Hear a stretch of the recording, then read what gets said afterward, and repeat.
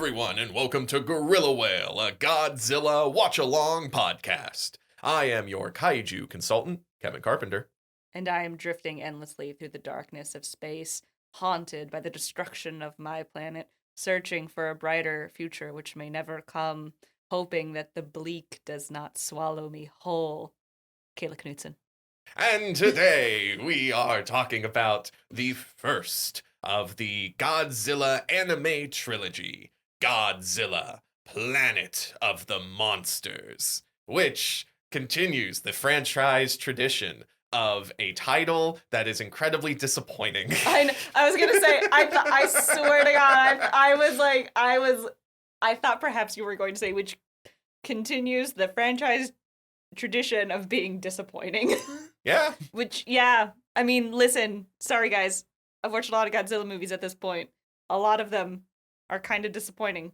Many of them are really, really good, which is why the ones that suck are disappointing, because you think it's going to be really good because some of them are so good. Well, I'm not even talking about movie quality. I'm just talking about like titles like Godzilla, All Monsters Attack, where it's like, this is not a movie where all monsters attack. Yeah. This is a daydream of a bullied child. Yeah.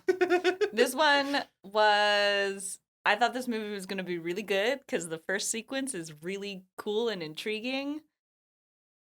And then I watched the rest of the movie.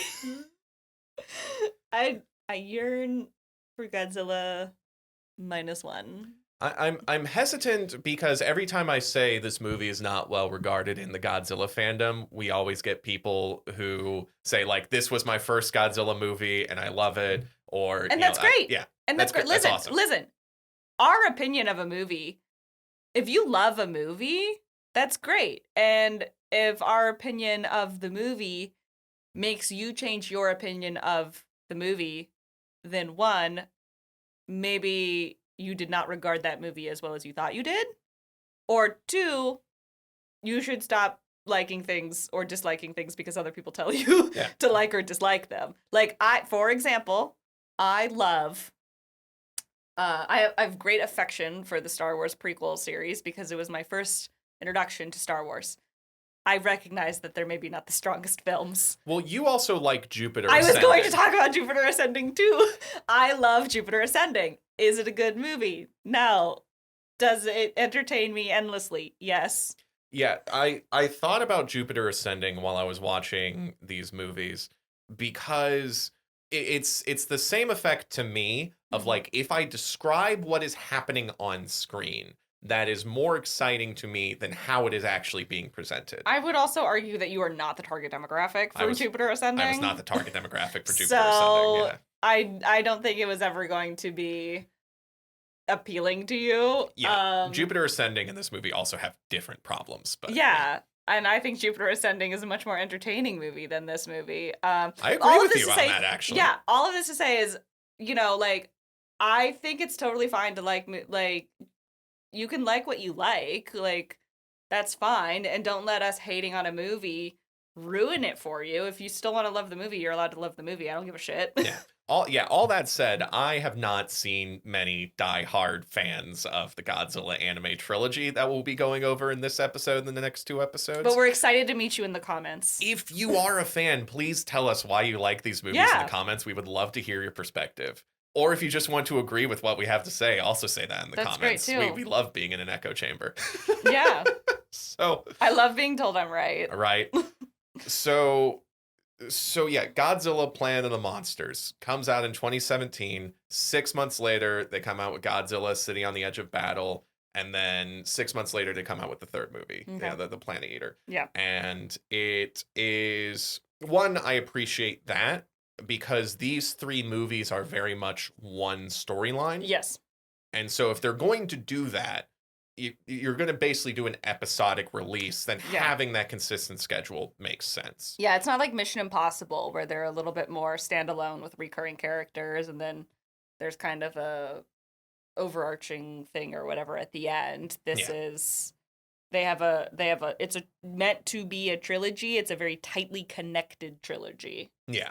It's like a little bit like Lord of the Rings where it's like they feed into each other. It's like one continuous storyline. Yeah. Lord of the Rings, they filmed all of it and then they released it. Yeah. They didn't film one, and if I remember correctly, which they filmed all of it and then released all of them, right? Or Yeah. were releasing them as they were finishing filming, like the last couple they ones. filmed all the Lord of the Rings like back to back because they knew it's like this is going to be a continuous storyline. I think that's what they've done with the Avatar movies now. Oh, with the James Cameron stuff? Yeah, the 2, 3, and 4. I think they filmed all of them back to back to back. We're also gonna bring up the James Cameron Avatar movies, especially in movie 3. Are we? I am. Oh, okay. At the very least. But once we get to movie 3, because the themes in that movie coincide with some of the themes in the later Avatar movies. Interesting. I'll need to put that in my notes. I'm gonna bring that up. Less so in these first 2 movies. It should be noted, I've only seen the first one. Well, hang on. The first Avatar. Oh, okay. I was about to say, Caleb, we're going to be recording the second Godzilla movie. I watched the second one for recording these episodes back to back. No, I've only seen the first Avatar movie. Okay. I was so scared there because I'm like, Kayla, we're talking about the next movie right after this. Kevin's like, oh my God, Kayla just read the Wikipedia page and is rolling it off of that. No. This isn't my English class. So transitioning into the historical context, I talk about how this is very episodic storytelling. So back in April 2015, serialized, not episodic. I keep messing that up. Yeah. So back in like April 2015, Toho approaches writer Gen Urobuchi. He's the writer for Psycho Pass and Puella Magi Madoka Magica, very prominent animes. He has this like weird style to him, and they're like, hey, we want to do a Godzilla anime. And that's kind of one of the identifying features of the Reiwa era, is not only do we have the live action Godzillas with Shin Godzilla and Godzilla -1, but we also have the anime Godzillas with this trilogy, and then later on Godzilla's Singular Point. And then we also have the legendary Monsterverse Godzillas. So the Reiwa era is the most diverse out of all of them. It's very exciting. Yeah. But so when they approached him to do a Godzilla anime, they wanted to do a 13-episode television series. At least that is according to an interview in Da Vinci Magazine, the December 2017 issue. I will say I was not able to look at the article itself, but I was able to find the table of contents. I found multiple other people citing this interview as saying that it was originally supposed to be a 13-episode television series. Just want to be completely honest. We take the research very important. Listen, it is in this day and age of misinformation and AI and the government deleting shit. It's very important to track your sources. So to the best of our knowledge, it was supposed to be a 13-episode television series. Yes. Well, I have to be especially cognizant with Godzilla stuff, because a lot of times you'll look up something and it turns out, oh, that was just a complete lie. Yeah. Or that was a mistranslation, or that was a rumor. So I do try to find primary sources. There's a lot of misinformation out there, and we're here to bring you hard-hitting journalism. Yeah. So Godzilla 2014 is a success. Toho wants to make more Godzilla stuff. They planned a 13-episode anime series, but then Shin Godzilla was a big success, as we covered in our previous episode. So they're like, okay, we're going to upgrade this to a trilogy of feature films. So you can definitely feel the like original serialized story that's now upgraded to a trilogy of feature films. Upgrade is a generous term because it fails. Listen, the medium affects the story, whether it's a book, whether it's a television show, what type of television show it is, if it's, 8 episodes a season, if it's 22 episodes a season, somewhere in between. Like, the way that the medium is the message. The medium is so important for structuring the story and thus, like, the characters, the plot, all of that. And so even moving from one visual medium of a TV show to a movie, yes, they're both visual mediums, audiovisual mediums, but structurally, they can be pretty different. Yeah. And if you don't accommodate that, it's not going to work out the same. And you can feel in these movies, it's less of like movie 1, movie 2, and more like part 1, part 2, part 3. So, which is not... Yeah. That can work. That worked with Lord of the Rings. It worked with Lord of the Rings. It worked with the Fear Street trilogy. Like, you can totally do that. It could be a lot of fun. Putting them out for distribution, worldwide distribution on Netflix, like, leans to that. They had a very quick release schedule. I simply don't think that they did the structure work necessary to make that transition. I kind of wish it was a 13-episode television series now. And we'll get into that. So let's get the team together. Yep. We got that writer, Gen Urobuchi. We have 2 directors. Kobun Shizuno, he was the director of the Case Closed films from 2011 to 2017, the Detective Conan series. Yeah, my friend Ashlee, our artist, is a big Detective Conan fan. Oh, fun. Yeah. So he's directing these films. He's like the story director, and then the animation director is Hiroyuki Shishida, who he would later direct Gamera Rebirth. And then the character designer is Yusuke Kozaki. He is the artist for No More Heroes, as well as Fire Emblem Awakening and Fire Emblem Fates. That makes sense. And you can definitely see that yeah, Fire Emblem. It looked Fire Emblem-y. Yeah. This is a 3D CG movie, which some people have a problem with. I'm not a purist when it comes to different modes of animation, but it does look like Fire Emblem cutscenes. Yeah. This movie. And then we also have our composer, Takayuki Hattorio, who is the composer for Godzilla vs. Space Godzilla and Godzilla 2000. So we got some Godzilla alum in here as well. Great. So, in the context of how these movies fit in the greater franchise, I found some interesting quotes. So, according to the official press notes from Toho, co-director Shizuno stated, quote, "From the start, we had the blessing of Toho to not be constrained by previous entries in the franchise.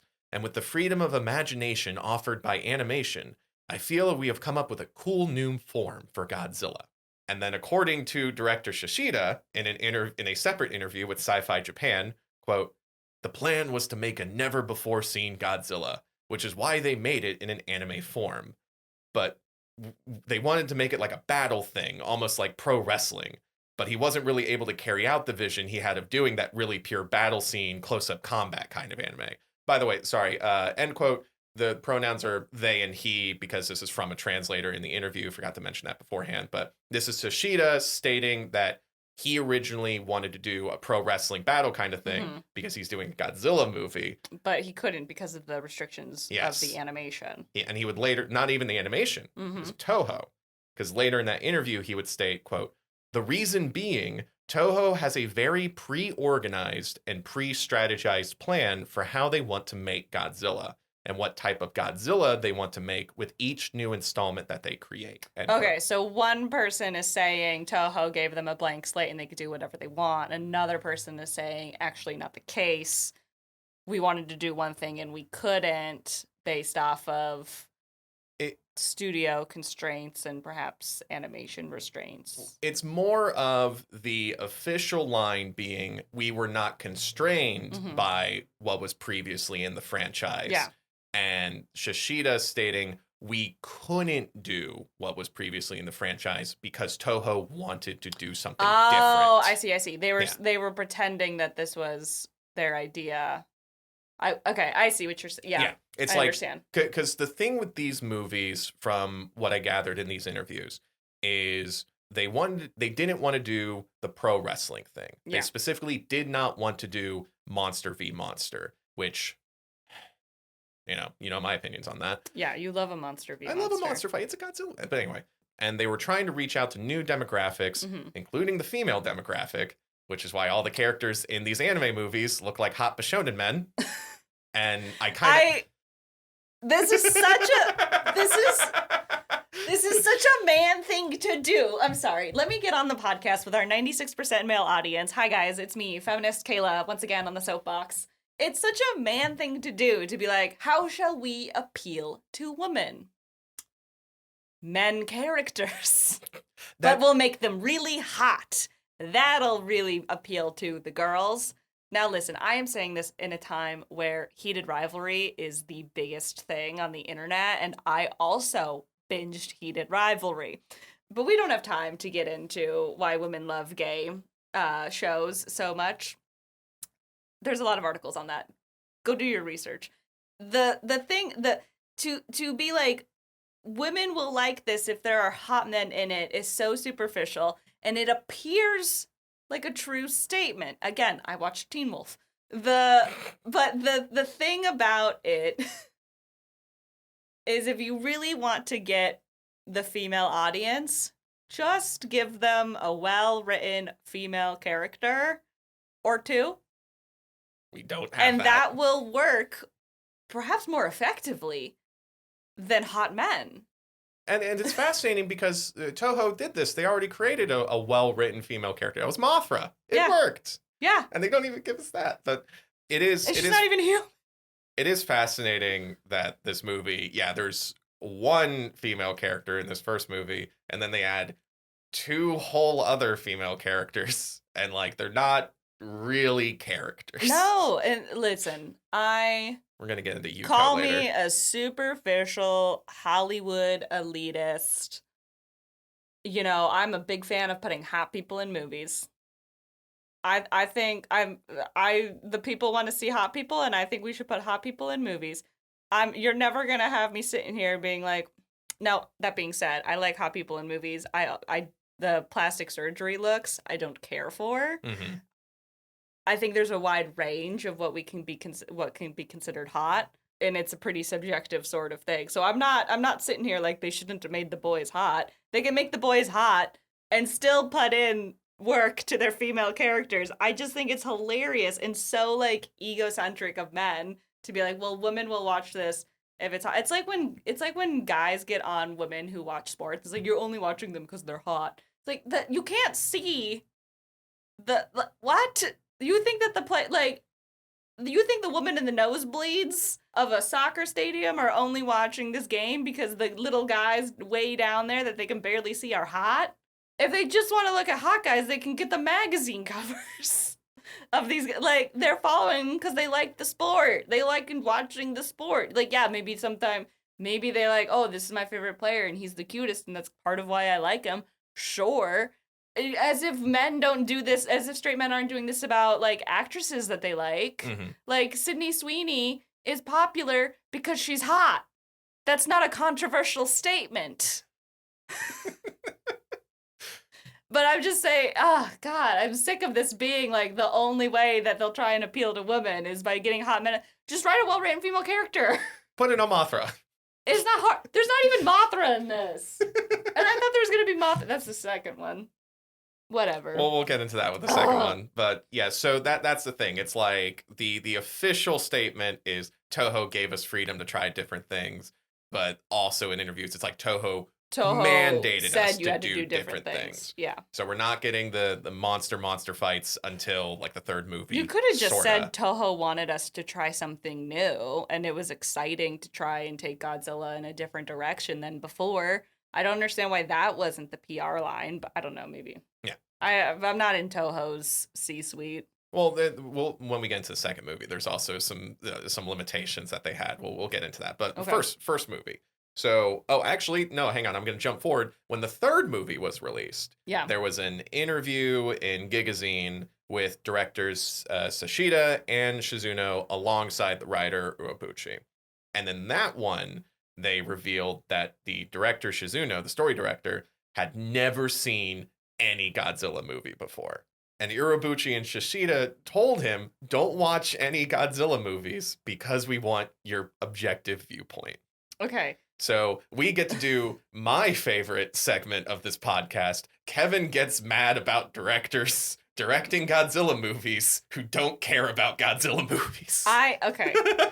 Now, I have come around to your viewpoints on this, and I tend to agree with you. I would like to say, I understand, though, because Toho wanted to do something different, and because there was a lot of Godzilla alum already working on this, I understand why they would have one person who hadn't seen the Godzilla movies who was that perspective of, because clearly they're trying to capture an audience that is not the hardcore Godzilla audience. They're trying to bring in more new people while ideally also appealing to the core fan base. I don't think there's anything inherently wrong when you have an old franchise of trying to spice things up, do something new, bring in new people. There's nothing wrong with wanting to do that because this is how we continue to evolve and innovate. And sometimes it works out really, really well. Sometimes it doesn't. Yeah. If you give people the exact same thing over and over again, it gets stale, and that's how franchises die. Yeah. Like, Shin Godzilla is really new and different. Godzilla -1 is really new and different. It holds, like, the core of what makes Godzilla great, but it explores and tries different things from what had been working in the past. So, I'm not opposed to Toho wanting to try new things with Godzilla, and them having a very Godzilla heavy, you know, creative team, but then having one person who has power and telling them, we don't want you to watch Godzilla movies. We want the perspective of somebody who hasn't been in the trenches in it, who is objective to it. That's not like a bad thing. This is something that happens in TV shows a lot when they're doing something that is like, you don't want to have only lawyers only former lawyers or only people who have written only legal procedurals on your lawyer show. It's Mhm. good to have somebody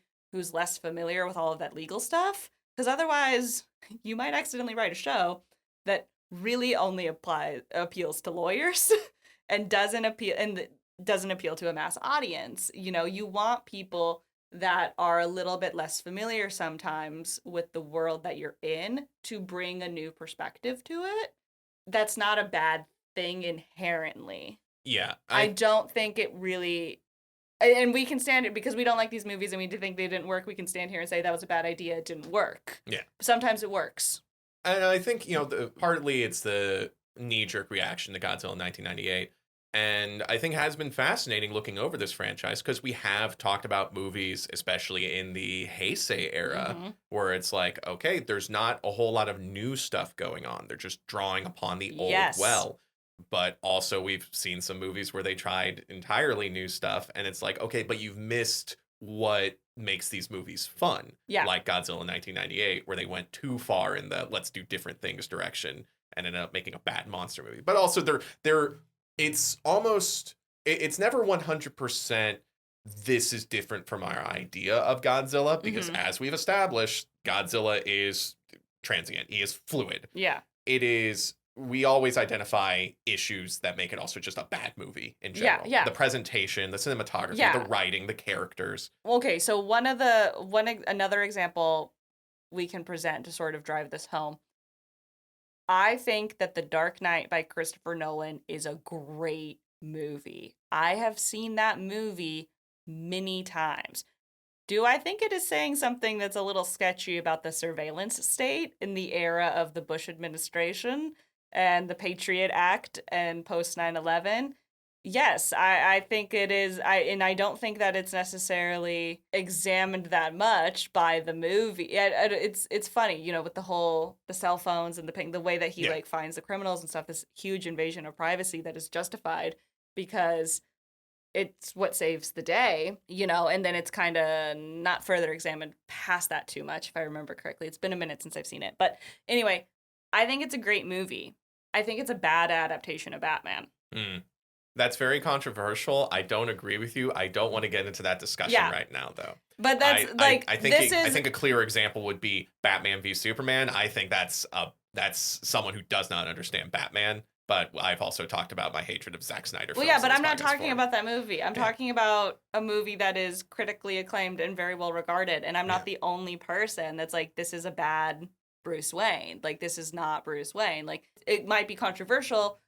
It's not my hot take. It's a hot take shared by a lot of people in the Batman fandom. But the point is, it's an old franchise. Batman takes many forms, and Nolan was doing something relatively new with Batman at the time. So, like, this happens. And despite... And sometimes it can make a good movie, but people can still say you missed the point of Batman. Yeah, despite your opinions on the adaptation of the franchise, you recognize that it's still a good movie in its structure and its presentation. Exactly. So those are the bona fides here of us being like, this is also just a bad movie. Yeah, this is just to give context. And by the way, we're front-loading the historical context because there's just not much to say about this movie. It's ugly and I didn't like it. It was boring. Well, it's going to be the same historical context for the next two movies as well. So we got to talk we're kind of talking all about it ahead of time. It's the same team with the next two movies, folks. It's the same circumstances. Yeah, so the historical context will be shorter then. I will say, speaking of that Gigazine interview where they got all three of them, Mm-hmm. a fun fact is that they asked the director, Shizuno, who hadn't seen the Godzilla movies, like, hey, after doing this, what are some of your opinions on the Godzilla franchise? Have you like watched any more movies after this? And he specifically said like, oh, I'm interested in Jet Jaguar now. That's what a deep pull. Right. He's like, I'm actually, kind of interested in Jet Jaguar. I want to learn more about him. That's hilarious. And hey, guess what? We're going to get more Jet Jaguar later. Jet Jaguar will return. Not in this trilogy, but later.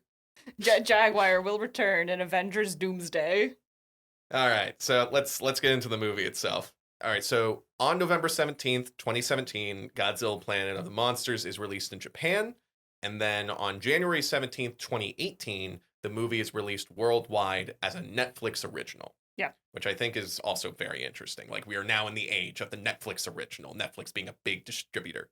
Yeah, Netflix distributes a lot of international stuff as Netflix original. Yeah, but that's the thing. It's like now we are in 2017, historical context, we're entering that age where it's some of these are direct to streaming. Yeah, Like, we're in the streaming is now modern- the distributor. We're in the very modern age. Yes. So, Godzilla, Planet of the Monsters. On board the spaceship Eritrum, Captain Haruo Sakaki takes over a space shuttle.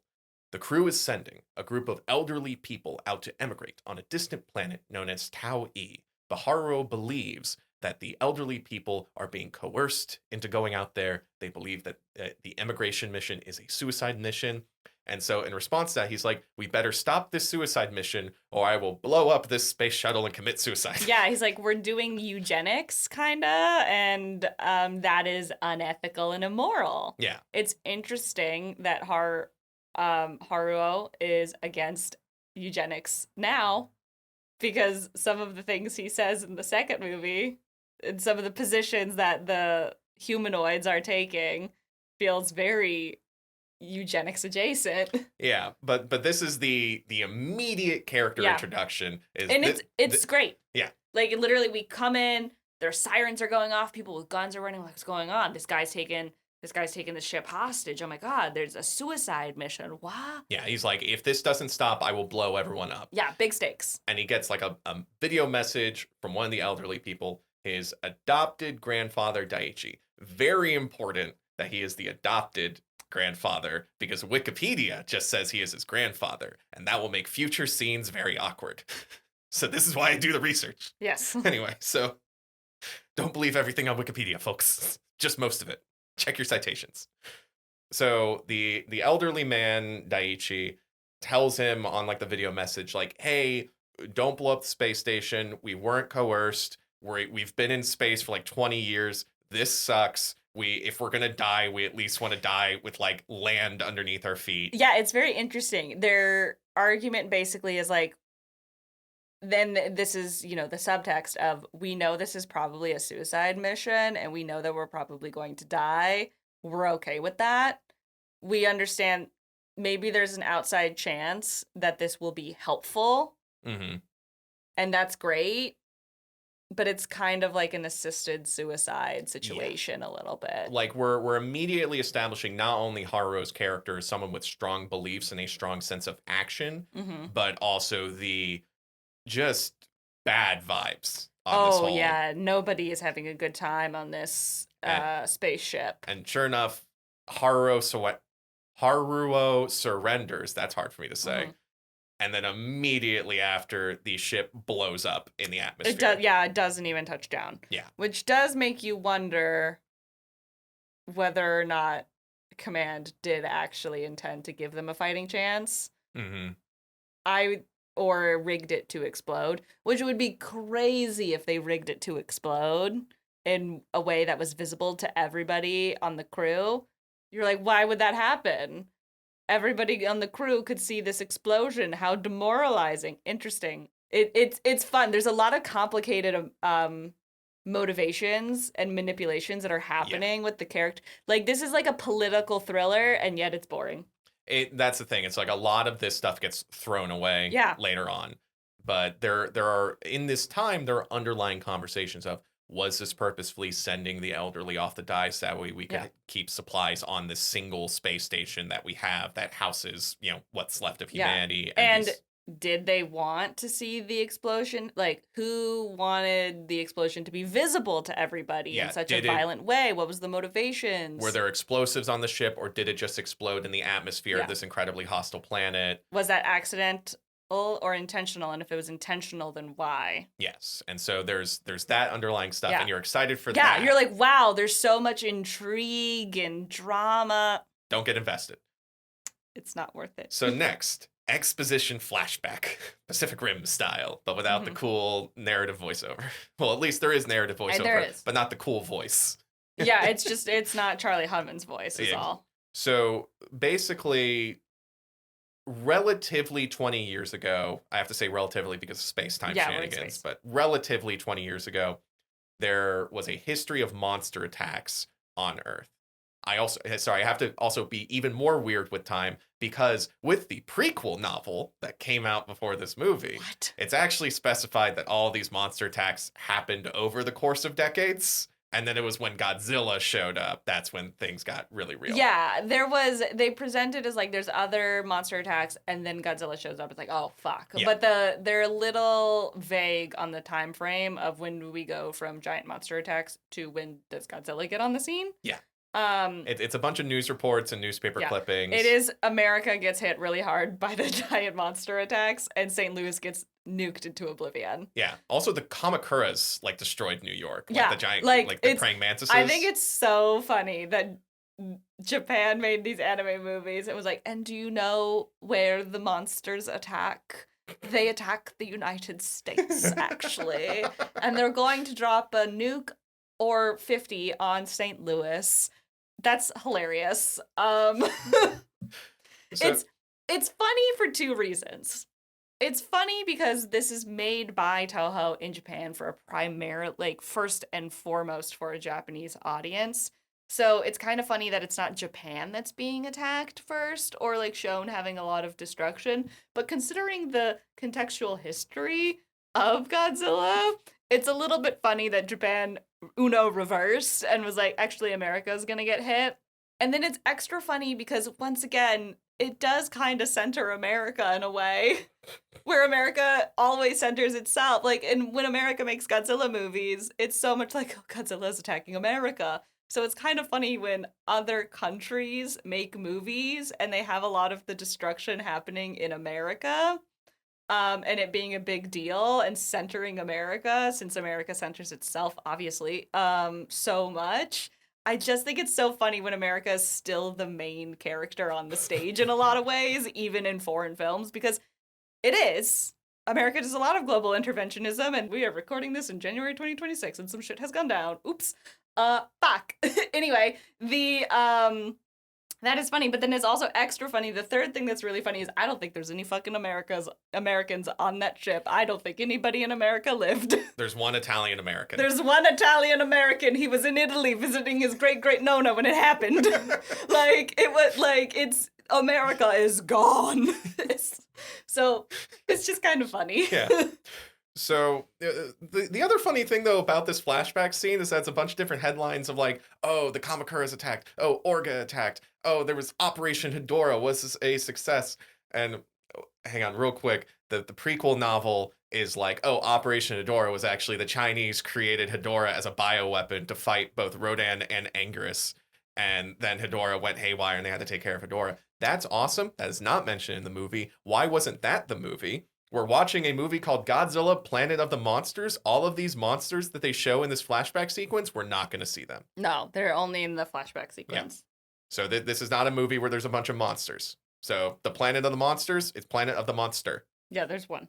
Anyway, but that's the thing. It's like there's all these monster attacks and they deal with it. There's destruction. And then Godzilla shows up and they can't deal with Godzilla. Yeah. We have Which at this point is a pretty typical sort of thing that's happening in a lot of the modern Godzilla movies. Yeah. Is that Godzilla's not the first one. He's just the rice that breaks the camel's back in a lot of ways. Yeah. And then we have two different alien species show up as well during this flashback sequence. So we have the Exif, which are a bunch of white-haired Bishonen guys. Yeah. And they're based off the Zillions, but they don't have sunglasses. They don't have black jackets. They don't look like the Zillions at all. No. But they do have a they have a strong religious bent, and they also have strong AI computers that do a lot of their decisions for them. God computers, yeah. So we got the Exif, and they show up and they promise religious salvation, but they don't have a solution to Godzilla. They're basically like, hey, we've survived an apocalypse. We have found religion in the god computers, and we wander through space. Get in, and we'll get out of here. Yep. You know, like your planet is done. And then we also have the Belusaludo. That's going to be fun to say during this podcast. Who are based off the Black Hole Planet 3 aliens from Godzilla vs. Mechagodzilla. And they are very logical, scientific. They look like Ganondorf. Like they've got... Yeah, they do. They got like dark skin, angular features. They got these like little spines on their cheeks that look like facial hair. And they're like, hey, our planet was also messed up by a giant monster, but we can use our technology to create a Mechagodzilla. Does not work. No. So, Importantly, the Belusaludo are like, hello, we can defeat Godzilla. In exchange, we will be roommates. Yeah. And then this is something that is brought up but later on in the movie. But the question is, well, if these aliens are saying that they can build a weapon that can defeat Godzilla, and the only price is like, let us be roommates with you, well, guess who's going to control the planet now is the guys who control the giant, massive weapon that could defeat even Godzilla. Yeah. So, accept subjugation. Yeah. It's a lot of what happens sometimes on the world stage and what is allegedly the party line in a lot of conflicts in the 21st century. So that's the thing, though. It's like all of these solutions did not work. Godzilla has just waged destruction all over Earth. And so humanity, the Exif, and the Belusaludo all flee Earth. And so that's where the stage is set, is the Aerodrome, is the spaceship that has around like 4,000 individuals, mostly humans, some Belusaludo, some Exif. Yeah, and they've like cobbled their different spaceships together into this one big spaceship. Yeah. So they fled the planet, and in a flashback, we also see our main character, Haruo, as a child. He was able to get on the spaceship, but he watched as his parents were killed by Godzilla. Yeah. It was brutal. Like, the flashback was very effective. It was brutal. It did, for some reason, also recap the opening sequence. Yes. Which, that was strange and an omen of things to come. The same clips we saw 5 minutes ago, they made sure to recap they're like, in this flashback sequence. And then this is also what happened. We're like, we know. It's weird that you're reusing these clips again. I wonder if you're going to be doing that a lot during this trilogy. It's crazy that they had to pad the runtime of a movie that was originally based off of the story that was supposed to fill 13 episodes. And granted, it was probably, since it was 13 episodes of an anime, they would have been 22-minute episodes rather than 44-minute episodes, probably. Yeah. However, still strange that they felt the need to pad runtime. Yeah, and each of these movies are about like 90 minutes or something like that. So like we've got 9 episodes of an anime here. Anyway, that's the current situation. Also, life on the space station sucks. Yeah. You know, there's disease, everyone fled Earth, people aren't doing great psychologically. It is not Star Trek. Star Trek is a fantasy. That is not what living in space would be like. Do not let Elon Musk tell you that it will be Star Trek. It is not Star Trek. So Haruo is taken into prison because he did threaten to blow up the entire space station. Yep. That is a no-no. He did hold 4,000 people hostage. So Metphias, he is an Exif priest. He meets Haruo in his cell, and he secretly trades data with Haruo. They have a pre-existing relationship where they like talk to each other and trade secret data. Yeah, they got a pre-existing relationship. Yeah, they're going to have a lot of conversations. Metphias is one of many characters in this movie that have just greater ideas about Haruo and think he's so cool. Yeah, I don't know. I literally, my only conclusion is that he wants to bag that twink. Because why else? Well, so many characters in this movie look at Haruo and be like, wow, you are so devoted to your ideals and you are so forward in your action and you're so cool and you are gonna be, you should be our best friend. And Haro is single-mindedly focused on killing Godzilla. Yeah. And by the way, a few years ago, this is completely unrelated. An anime series came out called Attack on Titan that became super, super popular. It starred a black-haired kid whose parents were killed by a giant titanic monster in front of him, and his entire world was shattered. And he was obsessed with a mission of vengeance and destroying the giant monsters that took his world away from him. And well, one of them did it better than the other one. You know what? I was like, they're trying to Ender's Game this kid. They think he's Ender. He's not Ender. Like, Ender was a badass. This guy's not Ender. He's capable. Like, this is a good opening scene. We just get some degradation. But then that's all we get. Is then everybody else is just telling us how great he is. And like, his one plan was hold the ship hostage.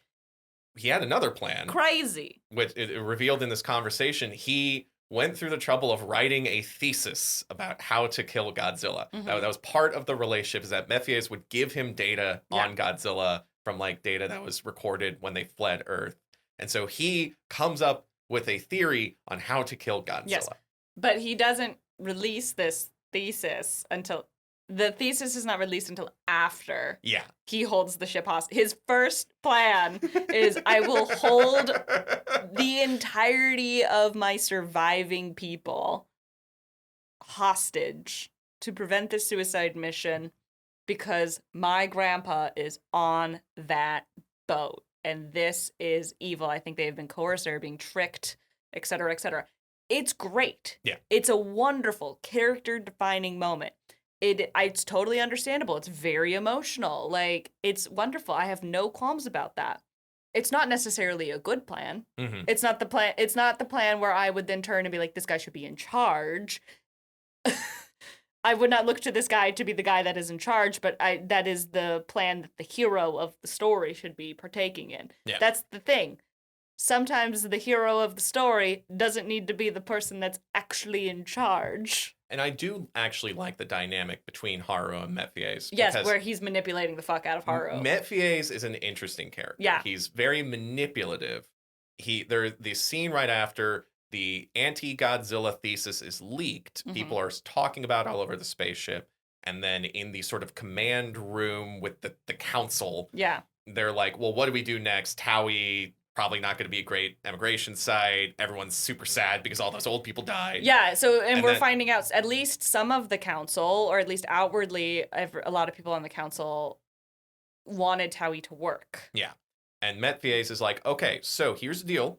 This thesis about how to kill Godzilla leaked. Everyone's thinking, hey, maybe we return to Earth and see if we can kill Godzilla and immigrate on Earth and all that. Yeah, and everybody feels really hopeless about continued colonization efforts outside. Don't know why. Still sad that they saw that ship blow up. Right, and boy howdy, I would love to give you this information and even tell you who wrote this thesis, but I'm gonna need my boy Haro to be put out on bail. And then immediately one of the council members is like, oh, so Haro wrote it. Okay, cool. Yeah.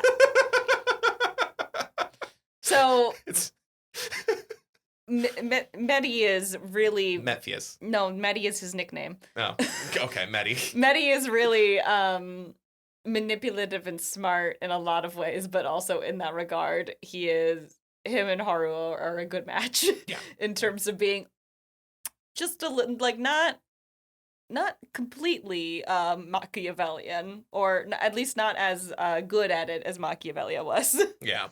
So now the plan is, all right, the air tram is going to go back to Earth. We're going to see how things are going. Because of the space-time continuum and how ship warping works in this world. Also, real quick, sorry. The Billisoludians are like, I don't know that this is a good idea. Yeah. But the Exifes, the Exifs and the humans want to go back. The Billisoludians are like, seems like a bad idea, but they're outvoted, basically. And there's a very important scene that you mentioned earlier where we have Mephies speaking with one of the Billisoludians. I believe it's Galugu. That's the names we're working with. I know. It's where Glupshido where over where here. they're trading hypotheticals. Yeah. Where Galugu is like, man, you Exif, huh? You guys, if you were able to take care of Godzilla, you probably would just brainwashed all the humans with your religion, haha. And Mephies is like, yeah, and if you Belusaludians actually got Mechagodzilla off the ground, you probably would have just taken over humanity with Mechagodzilla. And Haha. Haha. yeah, Haruho it lampshades this in his exposition to us about how the aliens want Earth for themselves. So it's not that humanity is well, at least some of the humans are aware of the potential threat that they face from their two alien roommates. Mm-hmm. There is a lot of, and I think that this is fascinating to have these three alien species at odds, but also forced to work together. And the other fascinating thing, too, in a later conversation with Mephies, he reveals that both the Exif and the Belusaludo lost their planets because of giant monsters. Yeah. And it's like, okay, so it's a planetary constant that giant monsters just appear and mess things up. And Mephies, because he's religious, has this idea of like maybe Godzilla and creatures like him are a divine force set to destroy civilizations that get too uppity and believe themselves the quote lords of creation. Yeah, it's a humbling And force. God is striking down the hubristic mortals. hold on to that. We're going to talk about that a lot more in movie 3. Yeah. And that's where I'm going to bring up James Cameron. Yes. Anyway, so that's the situation. So with all this, the Airtrim goes back to Earth. Because of space-time shenanigans, they present this really weirdly, but they're like, okay, it's probably they're like they present this really weirdly. Kevin, this movie was killing. I'm reading Neuromancer right now, and the technobabble and exposition in these movies made me want to eat a VHS tape. But they present it. It's just, why would they present it like this? Because they go back to Earth and they're like, probably 10,000 years have passed. And then later on in the movie, they're like, oh, actually, 20,000 years have passed. How did they get the math that wrong? Why? Why? Like, from a writer's standpoint, what does that do? More time than you thought has passed. It doesn't. It'd be one thing if it was like before they warped. They were like, probably 100 years have passed. And then they warp 10,000. and it's 20,000. Yeah. But there's no difference between 10,000 and 20,000. Yeah, at that point, for the human mind, like how we conceive it, it's not, unless I'm talking my salary or my bonus, like it doesn't matter. When we're talking about years passed on Earth, 10,000, 20,000, whatever. It also, like, it doesn't, thinking, oh, maybe it's only been 100 years, and then actually we did the math really bad. We left off a zero. It's 10,000, or we left off a couple of zeros, and it's 10,000. Yes, that changes their expectations a lot. But yeah, it's supposed to be some sort of shock factor, but it doesn't mean anything. Yeah. They get to Earth and they're like, probably 10,000 years have passed. Yeah. And then later on, they're like, actually, it's around 20,000. It's like, that doesn't mean anything. That just makes things needlessly confusing. Yeah. That's why I brought up the adopted grandfather thing too, because later on we're introduced to the singular female character in this movie, Yuko. Yeah. Who's not really a character. She is girl. It turns out that was her grandfather, yes. Which I did not get right away. I thought she just also had a grandfather that was on that ship. Yeah.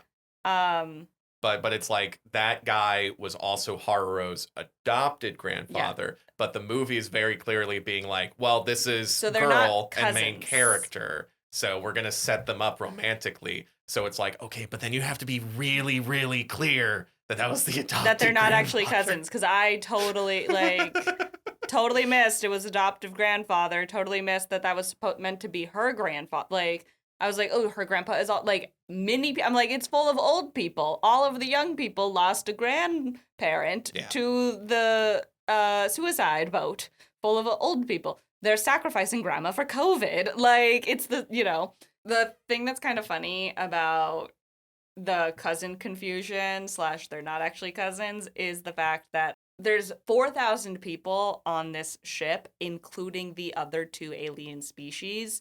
So let's be generous and say it's a 33% split. So there's, what would that be? 12, 15? Yeah, no, There's it's okay. 4,000 back it up. individuals on this spaceship. If we do a 33% split between the alien races, then it's probably 1,300 humans. Yeah. With the Yeah. Exif and the Blue So Salute out. let's say there's around 1,300 humans, which Yeah. is generous. There's probably less. You don't have a very wide gene pool. No. For the continuation of the species. Yeah. So This is already. it's a also bad time. unclear. It is also unclear how the continuation of the species is going because it's been 20 years relatively. So there could have been children born, but we don't see any of them. We only see quote unquote young people who don't remember Earth. Mm-hmm. But they're all there is like a couple of children that we see. Yeah. When they decide to go back. There's a few children, but not a lot. Yeah, it's a bad situation all around. They don't have a whole lot of people. They're going to have a lot less as this trilogy goes on. But it is a little bit weird that there's not a lot of conversation. There's conversation about limited resources, but there's not conversations necessarily around the continuation of the species. Yeah. Population growth, etc. Just a lot of like emigration and like regaining our dignity by defeating Godzilla conversations. Yeah. Which is another big theme that comes up. For Haruo, it's personal. Regaining your dignity by defeating Godzilla on a hell planet. Regaining the land that belongs to us. Yeah. This is stupid ass suicide mission that they're on. Well, speaking of, they come back to Earth. 20 years have passed for them. 20,000 years has passed for the planet. Yeah, they did bad math. The ecosystem has completely changed. There's now just like a fog of metallic particles that's over almost everything. Once they actually get onto the planet, they find that like the plants are like razor sharp. There's a bunch of animals that are like they have Godzilla genes in them. Yeah, there's been an incredibly, even for 20,000 years, that is an insane amount of change. Yeah. That the planet has gone through. I will allow it for the case of the idea of Godzilla being the factor of change. Godzilla is an anomaly that even Martin Lazzari, the Italian-American professor who does not have much of a character in these first two movies besides putting out hypotheticals, and then he has a slightly bigger character in the third movie, but he's the guy who's like literally as they get to Earth, he's like, well, 20,000 years have passed, the ecosystem has changed because of Godzilla's presence, but maybe he's dead. And then they send in some drones through the fog with the electromagnetic interference. And then we hear the Godzilla roar and one of the drones dies. And nope, Godzilla's still there. And everyone's like, damn it. They're like, he's lived 20,000 years. And they're like, well, maybe it's descendants, etc. There's a lot of concern presented around all of the like hypotheticals. And maybe it was this and maybe it was that. And I had a hard time caring about any of that world building. Because it I had a hard time believing that any of it mattered. Because why does it matter if it's 10,000 years or 20,000 years? Yeah. You know, why does it matter if it's the same Godzilla or a new Godzilla? Like, oh, so this Godzilla is functionally immortal. This Godzilla just ages at a time scale that is functionally immortal to humans, or it has descendants. It doesn't matter. You can't live with the only thing that matters is whether or not there's more than one Godzilla. Yeah. You know, it just felt like so much time in this movie is spent on these thought exercise, like them going through the thought exercises, which I'm not saying that they wouldn't go through that. And I'm not saying that it wouldn't affect maybe how they plan everything. I just didn't care. Because I didn't care about any of these characters. Yeah. And so what I must say to all of you nerds out there listening to us on this this podcast about a sci-fi series, your world building doesn't matter if I don't care about your characters. And that's the biggest rub with this movie. Yeah. Is like, we're going to talk about... It's all world building. No character. All of these characters don't have a whole lot going on. Mephies has some stuff going on. He's the most interesting one. He's the most interesting one. Haruo has an interesting character introduction, and then he is one note. Yeah. And then all the other characters, especially Yuko, do not have characters. And it's sad. But when a lot of this trilogy hangs on themes like will you lose your humanity in order to fight a monster and fulfill your ambitions, but you don't spend time on that humanity, it doesn't matter. Yeah, I'm like, I don't care about these characters losing their quote unquote humanity because I don't really see them as fleshed out people. Yeah, they're plot devices to have conversations about like philosophy and then do an action scene later. Like, this movie wants to talk about these big, abstract, existential questions, but it will not tie these stakes into a character. The opening sequence is such a good example of having stakes.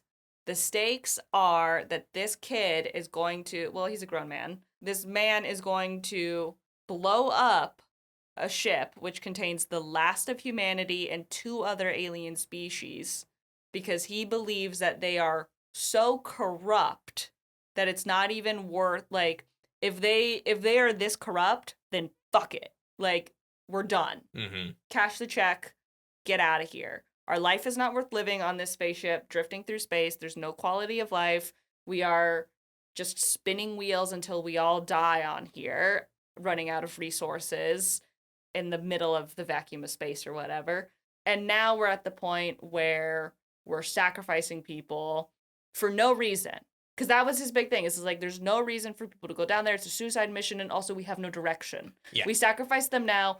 Does that really buy us any sort of time that is worth anything? No. Or are we just wheedling ourselves out to go nowhere? We need to do my suicide mission where we go back to Earth. We ambush Godzilla, the creature that was unkillable when we had all of our military might from the worldwide nations. But my plan will work, guys, I swear. Yeah. That's the suicide mission we need to do. So, not even talking about that suicide mission, we're like, wow, crazy. And then we find out his grandpa's on that ship, and we're like, oh, like, of course he would go crazy and do this. Like, he can't help it. Like, he's making an incredibly emotional response to, like, not only does he have, like, this principled response, but then it's an emotional response because his grandfather is on that ship, and then his grandfather is pleading with him of, like, we're being put down in the most humane way possible. Mm-hmm. Like, we're done. This is an assisted suicide. This is how bleak everything is for our characters, our heroes, the rest of humanity, etc. And that's the thing. It's like when you have an incredibly bleak story, the thing people hold on to is the characters within them. Yes.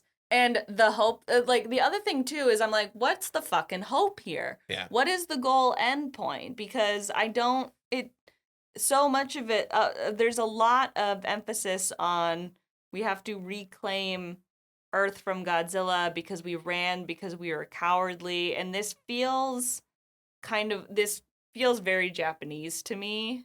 Very, like, culturally, like, old school traditional Japanese of these ideals of dignity and honor and whatnot. Like, right? Like, it sounds like the Bushido Code. That's cool. Like, that's fine. You know, if that's what we're exploring here. I wish that I cared. They're making me have a hard time caring about this, like, last stand of humanity. Yeah. Because the main character is not, like, the grandfather was literally like, I'd rather die with my feet on a dirt than in the sky. And at no point are these guys saying, like, this is it. Like, they're having a hard time conveying this message of there's no other way to go. Like, we're out of options. There's no hope for resettlement somewhere. Let's turn around. Let's see what Earth is like. We get there and they're like, this is the suicide run we're gonna make. We're gonna die. Like, if you're gonna die with your feet on Earth's soil, like, that's the decision. Yeah, and I think the one of the faults of the serialized nature of these 3 films of being one story is that the themes presented in the first movie don't really have an answer until the third movie. Yeah. And I don't like the answer that they come to in the third movie, but we'll get to that when we get there. I mean, but that's kind of the abrupt feeling, especially when this movie ends, is like, okay, we haven't finished the arcs. We haven't come to answers of some of the themes that we put up. Like, I would be okay with this idea of, because it echoes an idea we have now around we are facing an existential climate threat on Earth. And we also have a lot of people, billionaires in particular, who are talking about colonizing space. Colonizing space is very, very difficult to do. And the human body evolved for Earth. Not for space, not for Mars, not for the moon, for Earth. So the quality of life situation, the resource situation, all of these are really big questions. And I am a huge supporter of space exploration and NASA and all of that, but I also am like, there's no planet B. We are not at a point in time where it is easy or really feasible, in my opinion, to live in space. We should fix the planet we are on and put resources there rather than trying to build a city on Mars for all of us to escape to, because that's not going to fucking happen. You know, Yeah. we don't have the time scale necessary for that. And I think it would be interesting if the humans were like, we're done. Like, we are not meant to wander space. We want to go home and die on Earth. Mm-hmm. And the aliens are at conflict with that because they need the humans for some reason. The only reason they need the humans is because they want Earth. The humans can't help them really get back Earth. They don't have the techno. It's just manpower. Yeah. But manpower is also a problem when you have limited resources in space. So it's just like, it's all very muddy. And it becomes interesting when this other character brings up an alternate solution. So they land on Earth and it's like, all right, so we're going to ambush Godzilla. We're going to, blow up a bunch of trees so that way our landing ships can get in here. We're going to set up 3 different base camps. And our big plan is we're going to bring Godzilla to a singular area. We're going to blow him up. According to Haruo's thesis, the big reason why Godzilla was able to withstand everything was because he generates his own electromagnetic pulse shield. Yeah. So if they get enough data to identify the organ that creates that shield, then they can disrupt the shield, and then they can stab him with a bunch of EMP probes and then blow him up. It's a little Death Star-y. Yeah. It's very Death Star-y. That's fine. It's great. It's honestly, I like the world building here. I mean, remember the movie where it's like, hey, Godzilla has a second heart in his ass? Yeah. So the commander of this mission, Elliot Leland, voiced by Daisuke Ono, who also voices the blonde Commander Erwin in Attack on Titan. Oh, hey. He also voices Jotaro Kujo. So as soon as he starts yelling, I was like, hey, I know that voice. Yeah. The commander is all right with the plan. Then they get attacked by a bunch of winged, wrinkled skin creatures that they theorize are a subspecies of Godzilla. They don't name them in the movie, but I had to later look up. They're called Servum. I hate that. Have someone name them something in the movie. Anyway. Because they have to talk about them. I have to talk about them. Yeah. So anyway, the Servum attack, they just obliterate one of the base camps. And so immediately the commander, Elliot Leland, is like, all right, let's retreat. And Metfies is like, okay, cool. But in order for you to do your retreat, we would have to take the same steps as the ambush plan anyway. And Leland's like, damn it, you're right. So once again, Metfies, manipulator for the win. But during this conversation, Haruo is like, we can't abandon the plan to kill Godzilla. That's my whole thing. That's like one of my big character traits. And Commander Leland pulls this out of his ass where it's like, hey, what if we just colonize the moon and then we just make trips to Earth to gather resources? Sounds good. Yeah. Genuinely, I don't understand why we don't do that. He just pulls that out, and no one Why else. was this never the original plan? I that's when I say I'm like, I don't get why they're doing this whole honor and dignity thing. It's not a cultural ideal I was this specific type of cultural ideal feels foreign. It feels Japanese. It doesn't feel American. I have a difficult time connecting and understanding that motivation, because I'm recognizing what you value is based off of the culture you are grown up in. Yeah. I don't understand why we're not doing just the moon idea. The whole point is survival. I don't. It's so funny that he brings out that idea, though, because that is the sort of semi-reasonable alternative. But the point of Haruo is that he has a incredible devotion to his idea of vengeance and killing Godzilla and regaining humanity's dignity, and that's a fault according to the themes of the movie. But I said, also a lot of the other characters are really into this. They're like, Yeah. actually, I'd like to do the suicide mission instead of the let's build a colony on the moon and do supply runs to the Earth. Mm-hmm.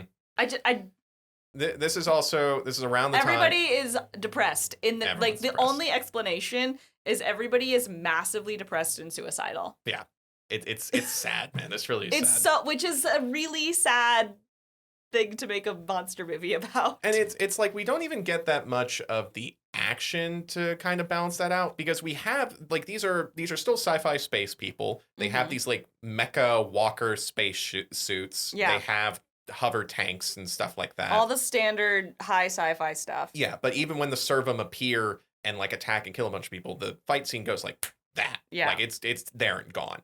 And speaking of the mech suits, by the way, one of the pilots of the mech suits is Yuko Tani. Yeah. She is girl. She's good at mech suit. She is assigned Haruo's handler because he's still technically on bail.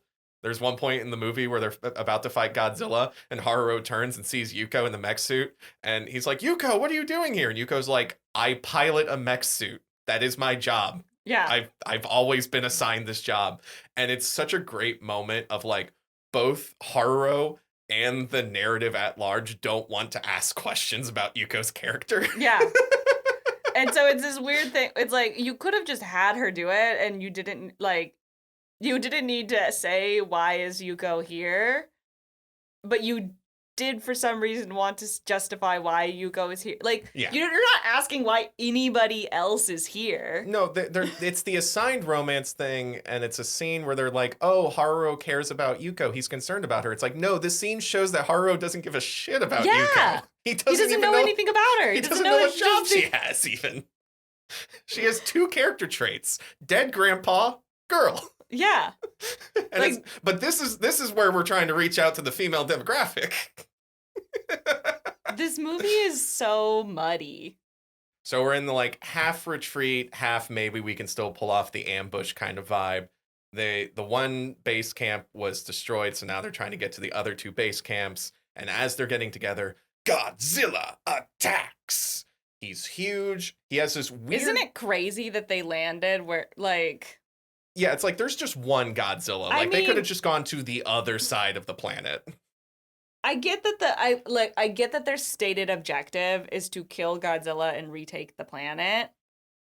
I really feel like they kind of rushed into, why not do your whole, if you're trying to build a base camp and observational, like learn what has changed, etc. Build up your resources again. Yeah, why didn't we build a base on the other side of the planet from where Godzilla is, maybe, to buy some time? Yeah. I guess, I don't know. I mean, maybe they didn't want to buy time. They seem very, I guess the point is they seem kind of rushed and surprised that Godzilla is there when they chose where they wanted to land and they knew where Godzilla was. Yeah.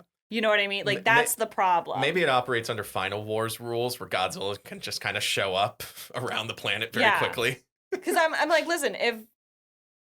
We do get a sense in the second movie that this Godzilla can just kind of sense when, like, some mischief is happening. Yeah, sure, why not? So... So Godzilla attacks. I want to talk about the design of Godzilla here real quick, too. Because he's got... like visible muscle fibers, this like gray metallic body tissue. He's got this like weird sort of like natural lizard smile going on. Mm-hmm. And of course he's like huge. He's really big. Yeah, he's really big. You know, we got to keep making Godzilla bigger. And this time it's not even because we made our buildings bigger. What is he eating? Yeah. That's another thing. It's like, okay, we're talking about how Godzilla changes the ecosystem, but we're not asking the questions for like, how does he eat? Yeah. How is he... They talk about him going dormant to live 20,000 years. Yeah. But they don't...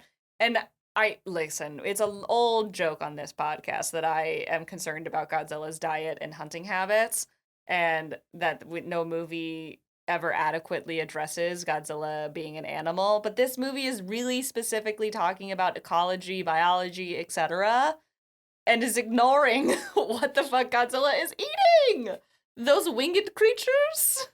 Well, they're subspecies of Godzilla, so maybe that's right. Okay, anyway, dogs are a subspecies of canids. Wolves eat dogs. Like, but you're right. If you're gonna put us in the mindset of like if we're spending so much time asking questions and presenting hypotheticals about ecological change in this sci-fi world and this world building, but we don't ask the obvious ones. Exactly. Like why we're not playing in the space. Why aren't we in the moon? Why aren't we on the moon? At least I mean, I could understand if the long-term goal is perhaps to kill Godzilla and take back Earth. Mm-hmm. I'm like, why aren't we doing a moon base situation so that we can further study Godzilla from orbit and maybe attack his food source and kill him that way? Yeah. Starve the fucker out. There's so many different... Anyway. So... But no, the most important thing in the world is that Haru kills Godzilla because Godzilla killed his parents, as if Godzilla didn't kill everybody's parents. Yeah.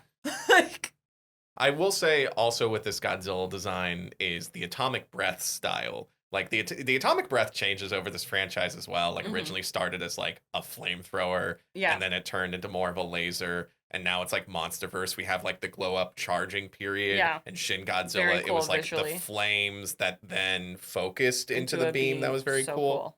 And then this one is like we see a flash of like a blue like field appear around Godzilla, Yeah. and then he fires the It's beam. cool. It's very cool. I do like the design and the atomic breath design and all that. Very cool. Yeah, and it's interesting that there's a lot of talk about like EMPs and magnets and electricity to go with the radiation. I feel like there's a lot of exposition around it that I don't really care about. And again, it's like we have all this exposition, but we're also not like once we throw in the political intrigue, we then throw it away. They spent too much time figuring out how their world works and wanted to present this like world Bible instead of a story about characters. Yeah. Overcoming challenges. And not even that interesting of a world Bible because we don't have the other monsters. Yeah. You know, it's like it would have been kind of interesting because you introduce like, oh, there's a bunch of monsters that we had to deal with, and it's the planet of monsters. Yeah. Wouldn't it have been cool to be like, oh, and this is the Hedora ecology, and it's all sludge, and this is the rodent ecology, and it's like desert. It's just, I just don't, we're spending a lot of time on stuff that I don't care about because I don't care about the characters. Yeah. Like, I can sit through world building and exposition if it's something that is, like I care about the characters and this is important for them achieving their objective. But it just feels really muddy. Yeah. And then when we get to the action scenes, we get through them quickly. Yeah. And it's like the animation isn't that dynamic. No, everybody's really static. And we're reusing a lot of clips. Yeah. And we're keeping that to pad out the time. And it's like, anyway. So Godzilla attacks. Haru grabs a hovercraft because he's like, I need to get data on how Godzilla does his shields. I'm going to risk my life to do it. He's about to kamikaze Godzilla. And then Commander Leland, who was originally pro-retreat, is like, well, Haru's being stupid, so I might as well do his plan. And he commandeers a tank, and he fires artillery at Godzilla, and Godzilla destroys him. But that gives Haru the data he needs. Mm-hmm. So they find out that his electromagnetic pulse comes from his dorsal plates on his back. So they're like, okay, we disrupt those, and then we stab him with EMP probes, and that should kill Godzilla. We got a plan. So Metfies is now commander because he was the religious priest. The other one's dead, and he's very decisive and authoritative. Yeah. He's really confident. Like, he stands on the tank, he's like, I'm now in charge, but I don't want to be in charge, so now Haru is in charge. Well, he's like, I would like to be the power behind the throne, really. Yeah. I have a responsibility as the religious figure to continue being the religious figure, so Haru is now in charge. And Haru is like, okay, cool. And he steps up on the tank and gives a speech. And he's like, hey, so we're not retreating. We're sticking with the Godzilla killing plan. And everyone's like, okay, cool. Everybody is, he really rallies everybody to their suicide mission. Yep. By the way, speaking of religion real quick, one line that I did think was interesting. So Galugu, the Belusaludo.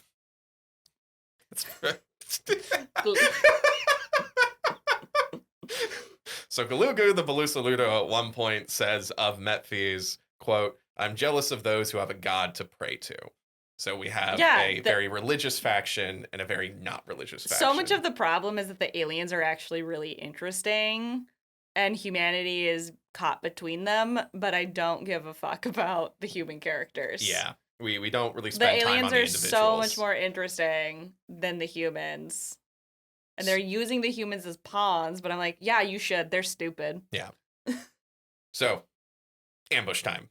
They get Godzilla to the ambush point. They blow up some bombs and bury him under some rubble.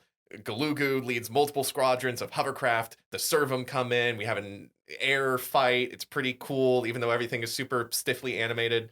The landing ships also come in to fight Godzilla because Haru's like, hey, this is our best shot. Even if our landing ships get like destroyed, that's our last chance of getting back up to the spaceship. But we don't want to get back up into the spaceship anyway. We're here to kill Godzilla. And more of the themes of devotion. So artillery lowers shields. The power suit mechas climb onto his back and start stabbing the EMP probes in there. We get another repeat of a theme in the Godzilla franchise where at one point Haru's like on Godzilla's back and he's like, don't mind me, continue with the mission, more self-sacrificing. We see that a lot in these movies, but everyone else joins in as well. And it actually goes off without a hitch. Yeah. Haru is knocked on his back in his mech suit. He stares up at Godzilla and he screams, I killed you! And then Godzilla blows up. So the next morning, Martin and Haru. Martin, remember, is the Italian. Yep. He's the Italian. That's his character trait. He's the Italian American. He's the professor who offers the hypotheticals. Yep. So Martin and Haru talk about the battle from the previous day. And Martin doesn't believe that was the original Godzilla because, nature it's been and change. 20,000 years. It's been 20,000 years, all that. And Haru's like, well, even if that wasn't the original Godzilla, we just killed a Godzilla. So we've got a plan for... Everything shakes. The nearby mountain blows up. And Godzilla Earth, official name, by the way, reveals himself. That's right. They didn't kill Godzilla. They killed Manila. Whoops. Godzilla Earth reveals himself. He looks exactly like the previous Godzilla. Just because bigger. That's another franchise thing, is that there's always a second Godzilla. Yeah. And he is the original Godzilla, but he grew over 20,000 years to be 300 meters tall, making him the biggest Godzilla by far and about the same height as the Chrysler Building. It's crazy that he was in the mountain and then just decided to blow up the mountain. I have questions. Why was the mountain is his dwelling? Yes, so there must be a way for him to get in and out of the mountain. Why didn't he just do that? Maybe he was in one of his dormant periods that they spent some time hypothesizing. And an entire mountain forms around him in 20,000. No, that's not how mountains work. Nah.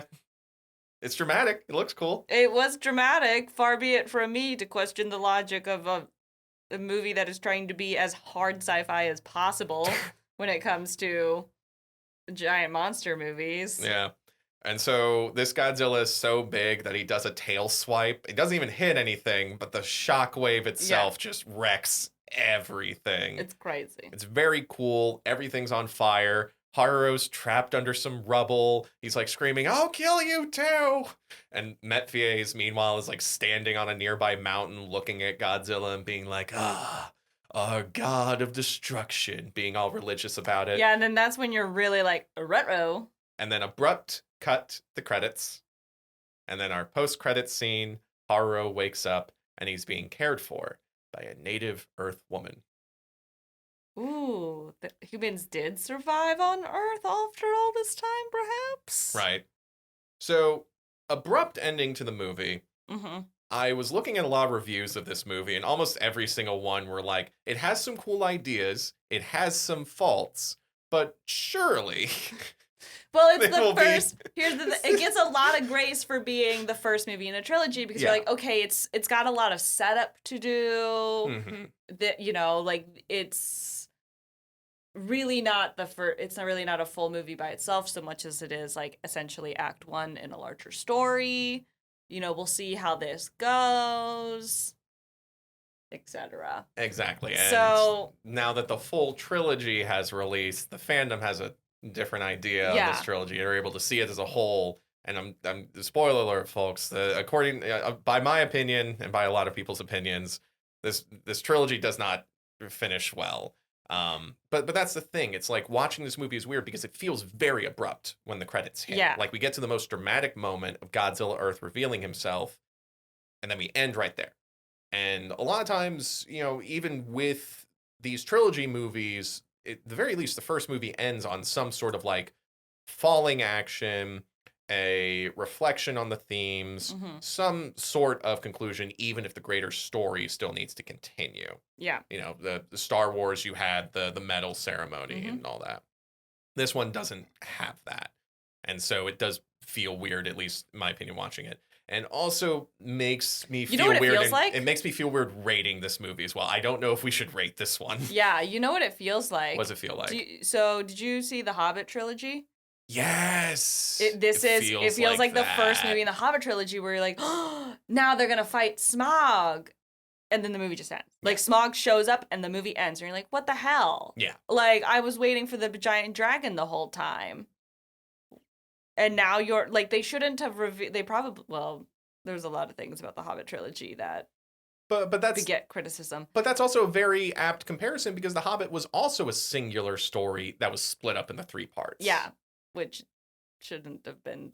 The Hobbit should have been done like The Hobbit should have been done as a TV show. Yeah.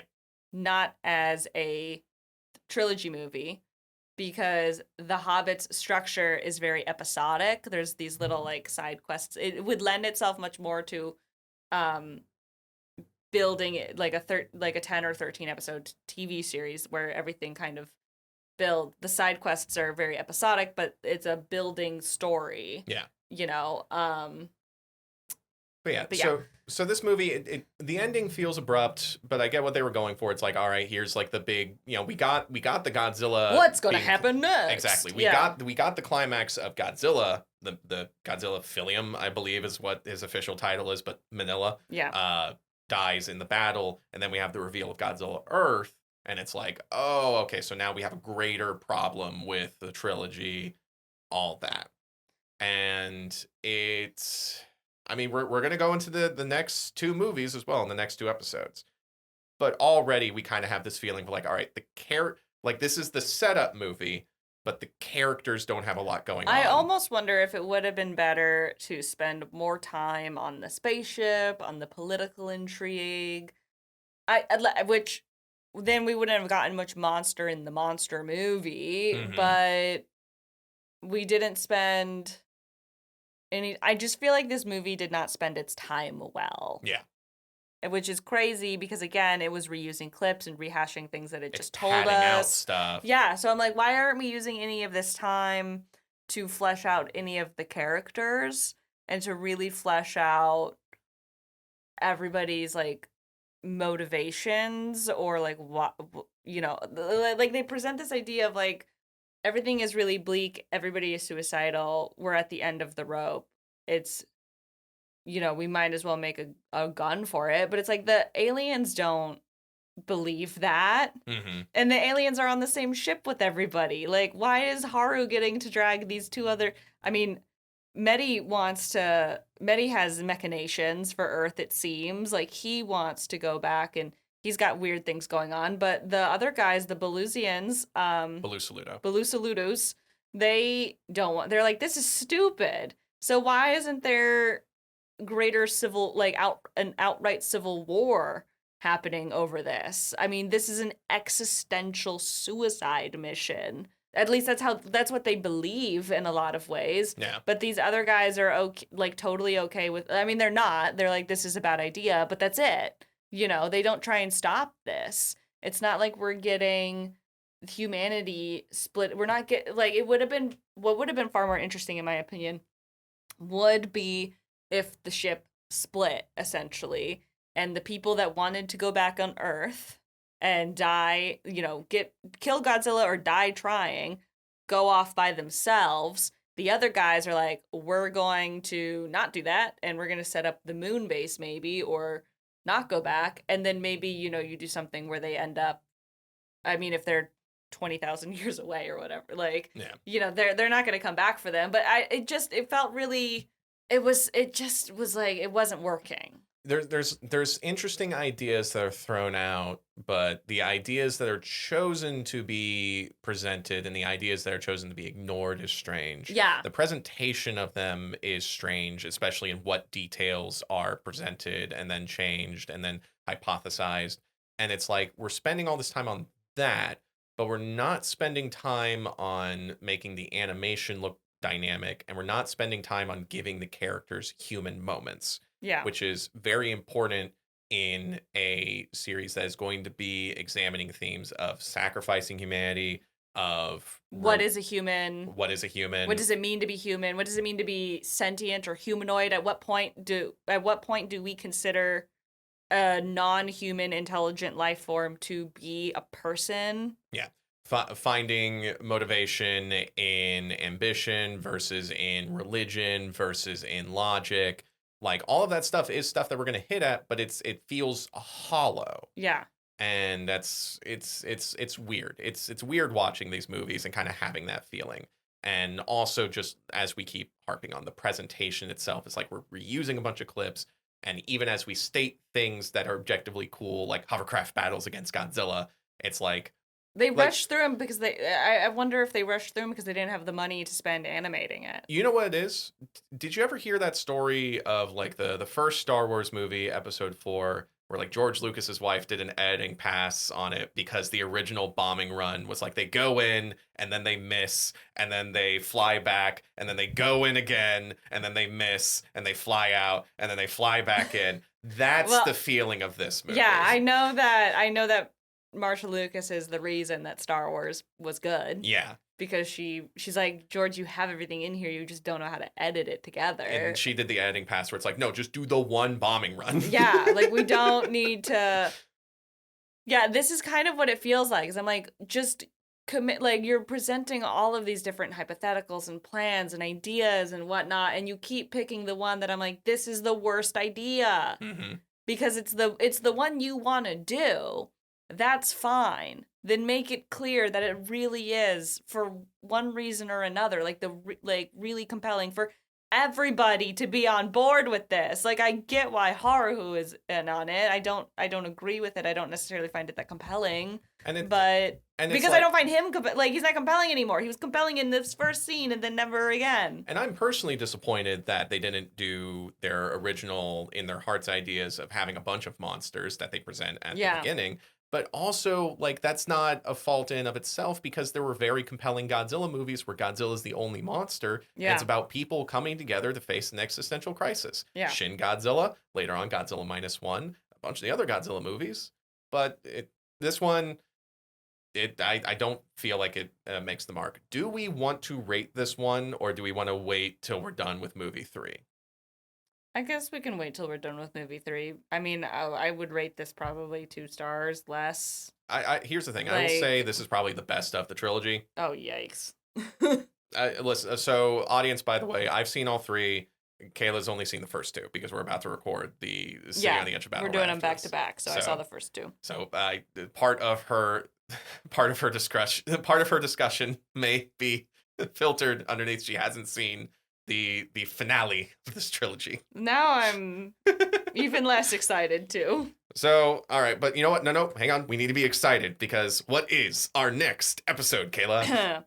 Next, we'll be watching Godzilla, City on the Edge of Battle. Be sure to watch the Japanese version, not the English version, but honestly, I don't know that it matters that much. Right now, we're in anime sub versus dub. We did that a lot with Showa and Heisei because the American version was a recut. Recut. There'd be different stuff. Yeah. Also, when you dub over live action, it gives a very different feeling. Yeah. Nowadays, though, like they very much try to keep with mouth flaps, and they try to keep with the original edit. Like, there's not a lot of that stuff going on. Yeah, so I would say at this point it doesn't matter as much, so much as what is your personal preference. I don't think that there was anything in the... I watched the sub, Kevin watched the dub.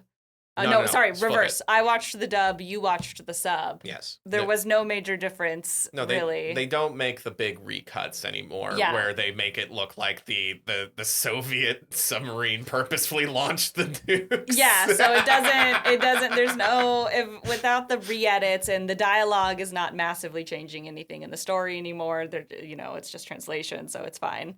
Watch whatever version you want now. If you liked this podcast, be sure to subscribe, give us a rating, leave a comment, and share with a friend. Follow us on social media. We got the links in the show notes. We also have a Ko-fi. You can support us there and get access to cool bonus content like extra episodes and access to the private Discord where you can talk with other geeks about Godzilla and all things Digital Kaiju. Check it out. Gorilla Whale is a production of Digital Kaiju Studios. It is hosted and produced by Kevin Carpenter and Kayla Knutson. Gorilla Whale has no official affiliation with Toho, Legendary, or any other companies associated with the Godzilla franchise. We thank you for watching along with us. Until next time, watch out for kaiju. Watch out for kaiju.